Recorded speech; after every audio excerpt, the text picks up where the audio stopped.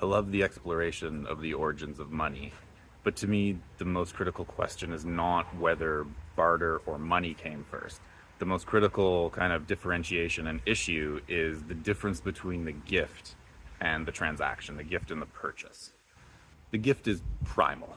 It's been around as long as humans have been working together. Gift is where one person flows economic value to another person without the expectation of an immediate reciprocal return. Now, there can be a sense that I'll give to you and you will at some point give back to me, or someone else will give to me. There's a reciprocity involved still, but it's not specific. It's not between me and you. And so the question of whether barter or money came first historically is less important to me than that transactions are most purely understood as barter. Barter is an intellectual precursor to money, the way it's used now. And I think that's why economists have just assumed that's the way that it developed historically.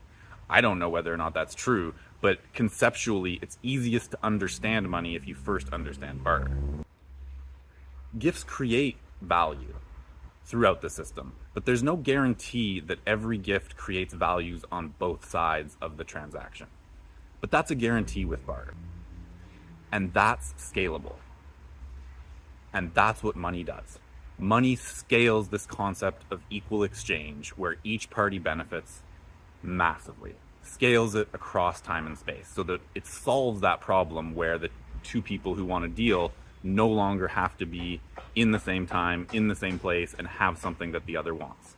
Money enables value to flow in networks, more like gift economies do.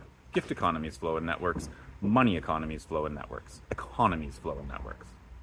Modern money is magic. It's incredibly powerful, but it's also incredibly brittle. It's a system that's no longer in tune with the economic realities of humans on this earth. And as such, it's very vulnerable to shocks and dislocations, and that means we all are.